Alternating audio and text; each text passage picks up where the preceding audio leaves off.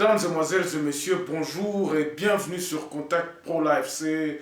Je suis encore heureux de me retrouver, c'est un honneur vraiment de me retrouver devant vous pour la présentation encore de ce nouveau numéro où nous allons entamer un nouveau sujet. Le sujet que nous entamons aujourd'hui, c'est toujours dans le domaine de la décentralisation, le domaine de la Constitution. Donc nous restons dans notre ligne éditoriale. Donc nous essayons un peu de vous apporter beaucoup plus d'informations sur la Constitution, sur la base de notre pays. Je sais que l'actualité est prédominée par des scandales à Kinshasa. Je sais qu'il y a beaucoup de choses que vous voudriez à ce que nous puissions parler, mais malheureusement ce n'est pas dans la ligne de notre éditorial, mais nous allons peut-être brosser des informations. C'est ça qui fait que nous vous avions dit que non, nous vous donnons les informations, nous vous les faisons dérouler ici et nous vous donnons les grands titres des journaux qui apparaissent sur le net, donc qui sont à la une sur le net. Donc c'est ça un peu que je voulais vous dire. Mais aujourd'hui, nous allons parler du pouvoir à la base. Qu'est-ce qui se passe? Pourquoi la base n'a pas le pouvoir? Qu'est-ce qui a fait que la base puisse être ôtée de ce pouvoir régalien, ce pouvoir primaire? Nous allons essayer un peu dans cette émission d'analyser la base de notre société. Qui est qui en République démocratique du Congo? À partir de l'article 10, parce que ebele tosalaka neti to négligé côté wana. Or eloko wana nde ezalaka base ya société na biso. Voilà un peu ce que nous allons parler. Donc toko développer en tout cas toko tikala autour ya sujet wana. Mais suivons les titres à la une des journaux qui paraissent sur le net et puis nous revenons tout de suite. Voici les grands titres à la une des journaux qui paraissent sur internet. On commence comme toujours avec Élection.net. Beni, trois combattants ADF neutralisés par l'armée. Beni, toujours 8 civils portés disparus dans le parc national de Virunga. Et puis, actualité toujours sur Élection.net. Insuffisance de magistrats au Kasaï oriental. Ça ne va pas, les choses vont de mal en pire, déplore le CDH. Et puis, Sylvestre Ilunga Kamba. Ilunga attendu ce mercredi à Kenge. On passe par actualité.cd. Denis Mukwege a également subi de menaces de la part d'un haut gradé rwandais. Beni, le bilan de l'attaque des combattants ADF sur la route Mbao-Kamango revu à la hausse. Et ce que dit la loi quand un tiers érige des plantations, construction et ouvrages sur un terrain d'autrui. On va passer par Congo Profond. Congo Profond parle de cantonnage manuel. Mvuzi Meya rassure sur le lancement du programme par le Premier ministre à Kenge. Il devrait être ce matin à Kenge. Christelle Ngoï Kansanji recherché. L'ex-gouverneur tente de sauver fille. Et puis, fonds Covid-19 et exonération, le DIRCAP du ministère des Finances met les points sur les i. On va sur 7 sur 7. Le Premier ministre attendu ce mercredi pour le lancement du programme de cantonnage manuel des routes des dessertes agricoles. Le jeune milieu, ça c'est en sport foot, le jeune milieu défensif congolais Joël Ngoya s'engage pour 4 ans à Atlético. Un pacte de stabiliser des cadres macroéconomiques et monétaires signé par le gouvernement et la BCC. On termine par Radio Okapi avec 3 titres ce matin. Journée internationale de l'aide humanitaire, la mobilisation d'aide en faveur de la RDC n'est pas toujours facile. Diego Zoria. 3 nouveaux décès, 13 nouvelles personnes guéries mardi. Ça c'est le tas de coronavirus. Nord Kivu, la route Irengeti, Kainama, bientôt réhabilité par le FARDC. On se revoit demain dans un nouveau numéro. Au revoir. Voilà, merci beaucoup encore d'être toujours avec nous. Bandeko, Je vais vous dire une chose selon l'article 10. Le peuple congolais, c'est un peuple, ce n'est pas Oyo Tozo Kanisa, Oyo Tolingi Tosala. Mundele azalaka simple, alobi ba Congolais za batu oyo bazana ba kati ya batrubi, ba tribu ezana ba mabele na bango o ekutamaki. Tango basali République du Congo na indépendance wana donc eza ba Congolais bango nde babengami ba Congolais donc état na ya Congo ya biango wana. C'est très simple eza eloko moko que to banda ko mata to kitalikolo te. Donc nous avons à protéger cet acquis. Acquis wana ezali yango nde mutu evandisi République démocratique du Congo. Tozwaki ba colonialiste ba colonizaki biso, nous avons demandé l'indépendance, l'indépendance eye ba Lumumba ba bundi na indépendance. Et loko nini yango ekomisi biso na place oyo ke pouvoir eza lisusu na nani te na population te. Le problème ezali tango ya gestion ya pays. C'est ça justement parce que soki toyebi mozindo te kozala mwa pasi pour que biso to banda koluka solution. Soki oyebi place nini yango mabe uti te mwa uzwa solution o banda ka kotatone. Et c'est là où nous devons chercher à résoudre le problème une fois pour toutes.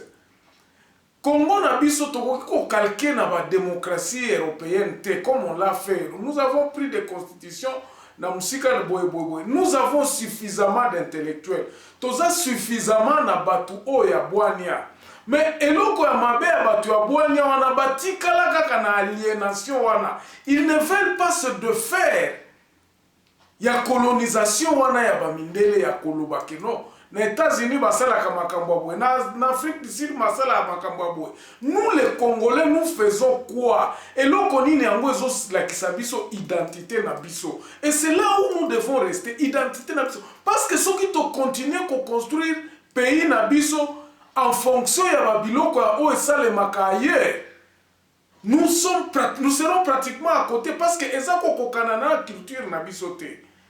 Bolobi par exemple que non bo bannir ba tribu et loko wana ngai naza ko insister nango parce que ce sont les tribus nde awa na Afrique na biso dans notre Afrique d'aujourd'hui notre richesse c'est nos terres toyebi yango bien batu oyo baza ba autochtone ya mboka na biso neti biso. Mais maintenant que nous pouvons réfléchir, mais maintenant que nous pouvons baser évolution na biso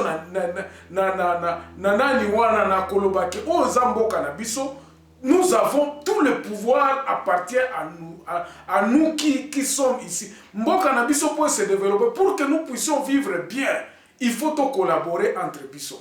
Il faut tozwa biloko na biso toteka ngo kotoyo ba misusu ba ya kosombe pa na biso tokende kosomba. Donc il faut collaboration ezala. Mais il faut pouvoir na biso ezala assis sur les ayants droit. Ba ayants droit eza banani. Ya mwana nazoloba ba ayants droit ya démocratie na biso ba ayants droit ba entité de base à République démocratique du Congo. Ce n'est pas tout le monde qui vient, non. Ou non, eza batu oyo bazana nationalité congolaise. Batu nini yango bazana nationalité congolaise. Eza batrubi, batu oyo bazana kati ya batrubi.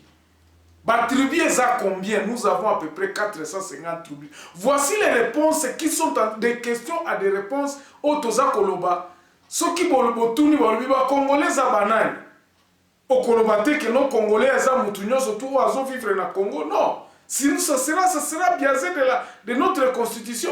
Ce qui tolingi to changer lokwana ekosimba te. Pourquoi? Parce que ngai naza munande na kotika la ka munande.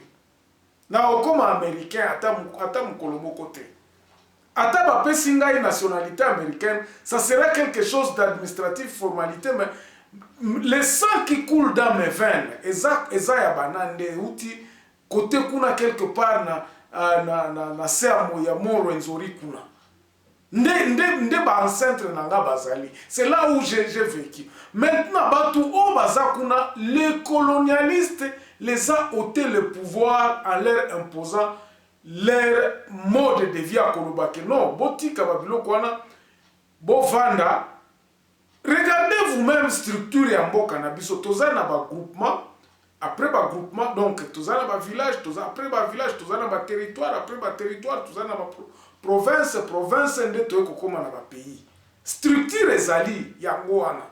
Mais pouvoir na ba structure wana et le balongo la ba structure wana ya se ya base ezala kalisusu na pouvoir économique té. Pourquoi ça le mandengona? Parce qu'au début à l'indépendance, on supposait que Batouana, ils n'ont pas la capacité à gestion.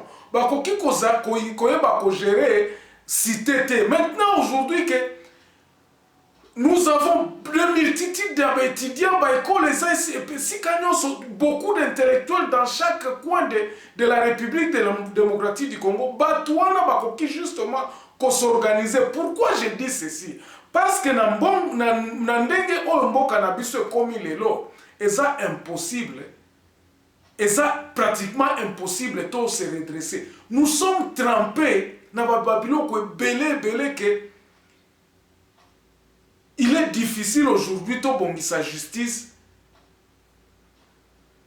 tant que structure ya mboka eza malamu te. Tant que les Congolais ne rentrent pas au travail, justice est kozonga malamu te. Travail koya te tant que justice eza te. Ozomona so babilo kona nyonso ekangama na kati, donc ça se lit. Maintenant la solution que nous proposons, parce que dans cette émission nous nous sommes dit dorénavant totiki ba makambo ko dénoncer, oh non muto asala ki boye ba scandale. Par exemple, regardez ce qui est en train de se passer dans l'actualité. Ça va nous prendre aussi toute une semaine ou 2 semaines. Ba scandale na ba scandale, tout le monde oh bakangi boye oh nani afingi mutu boye oh. Les Congolais ne réfléchissent pas en tant que ndengeni, par exemple, dans les vacances parlementaires, les députés au lieu maintenant comment réfléchir que non. Réfléchissons maintenant quelles sont les lois qui ne marchent pas et que nous devons aller. Quel est le programme que le Parlement et le c'est le moment. Mais nous sommes trempés dans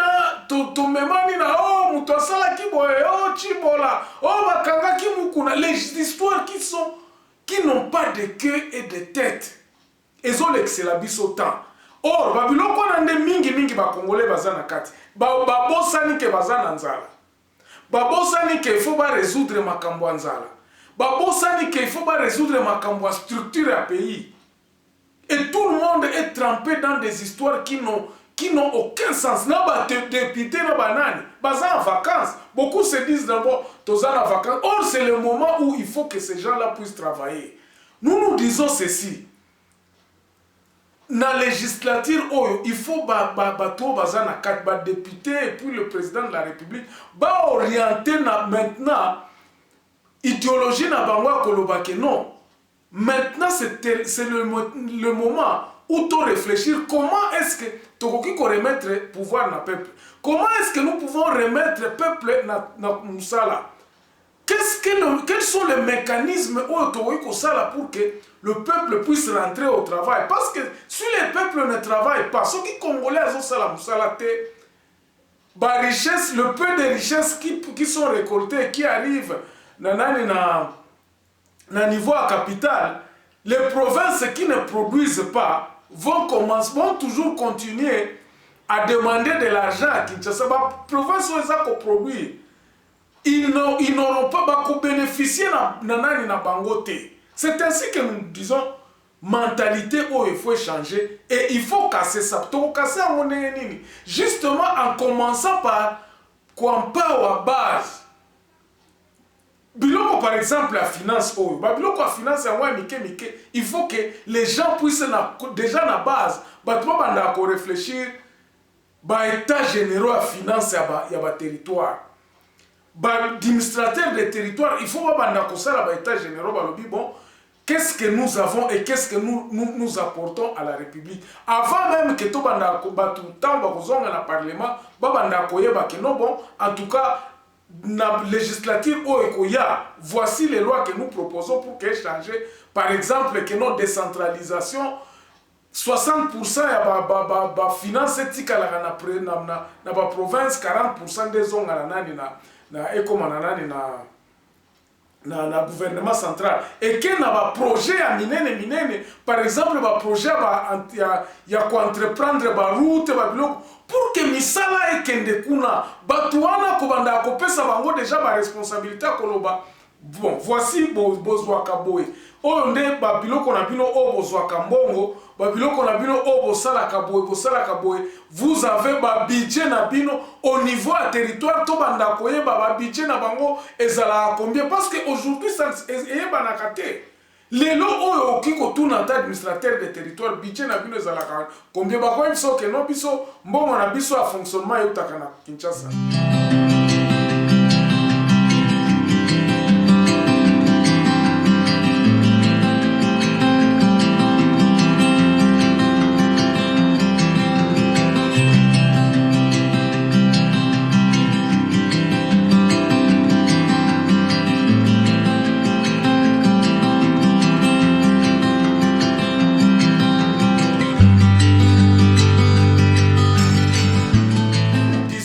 C'est qu'il faudrait maintenant, au niveau de la base aussi, prendre conscience.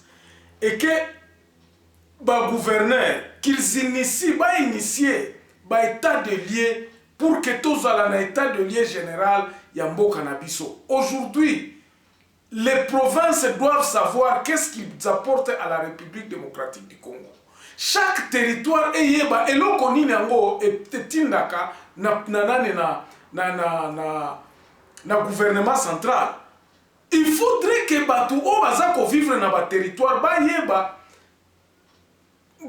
ils produisent quoi? Musala akuna ezalaka nini?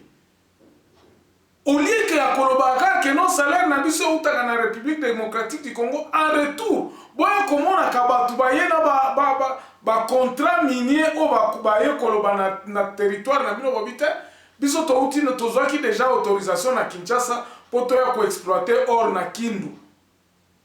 Babilo kwa ndengo na 5 bino moko boyeba qui sont. Regardez les scandales qui sont en train de se passer côté à est kuna. Botala koma Coltan et Bimakanango sans que le territoire soit okoyoka par exemple budget à Nord Kivu avec tous les minéraux qui regorgent à Coltan okoyoka mao. C'est à peine qu'ils ont 3 millions de dollars.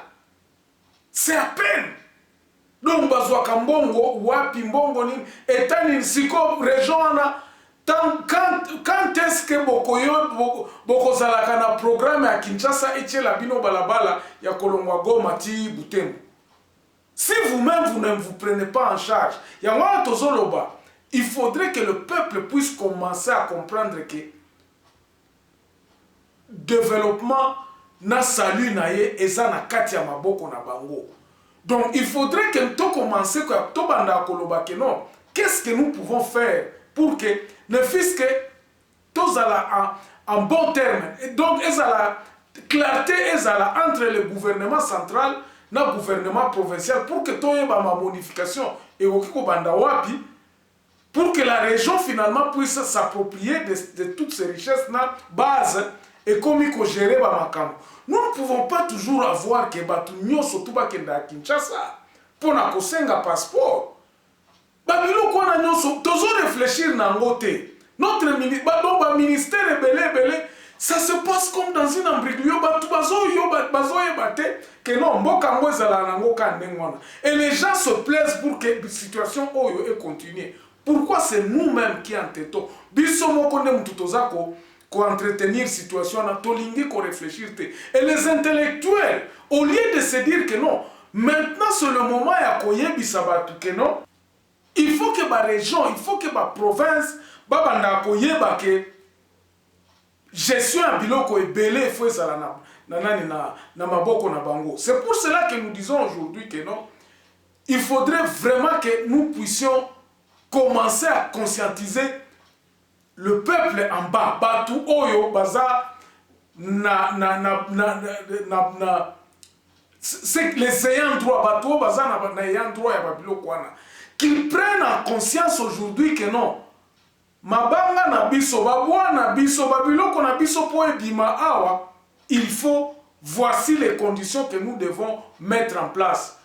Nous tous, nous voulons que Congo ezala moko. Mais il faudrait que ezala moko na banani. Les entités doivent être bien clarifiées. Banani o baza ba composante ya République démocratique du Congo selon l'article 10. Moutouté ko banda ko se déclarer que aza congolais ou bien boyeboyete sans que et les entités doivent être en mesure et à kozala en possession de leurs moyens. Baye ba eloko nini ya bango. Baye ba eloko nini ngo ba pesa kana République pour que République reconnaître valeur na bango. Si aujourd'hui on n'arrive pas à reconnaître les valeurs des tribus, les valeurs des entités de base à la République démocratique du Congo, c'est parce que nous avions négligé ça. Tolinga Kabilo Kwanate, nous les intellectuels, Tolinga Babilo Kwabatribité. Mais aujourd'hui, en tout cas, je m'arrête ici. Entre-temps, je suis en train d'annoncer un nouveau numéro que nous commencerons à animer avec Yolande Moussenge tous les week-ends. Donc, on n'a pas encore trouvé l'heure, mais nous sommes en train de voir comment nous allons commencer à analyser l'actualité parce qu'il y a une demande de ce côté-là. On nous demande aussi nos points de vue sur l'actualité. Alors, j'ai approché Madame Yolande. Madame Yolande, elle a accepté parce que c'est une actrice aussi politique. Akobanda Koya, Kosali Sabiso, na eloko wana poto pesa kabino ba actualité, analyser un peu l'actualité, to pesa bino le dessous des cartes de ce qui se passe actuellement à Kinshasa, le point de vue de ceux qui sont ici en Afrique du Sud. Puisse Dieu bénir la République démocratique du Congo, puisse Dieu bénir la RDC, afin que chaque tribu puisse apporter sa pierre en fait de reconstruire la République. Chaque tribu bazalaka koyeba ke non tribu na biso ya baluba biso nde batu tozana diama. Biso kote ya burega kuna ba ya barega toyebi ke biso nde tozana coltan. Biso nde toyaka na masangu. Biso nde tosalaka boye. Et soki tozo se reconnaître batu na batu valeur na bango, il y aura du respect. Merci beaucoup pour m'avoir suivi. On se revoit encore demain dans un nouveau numéro.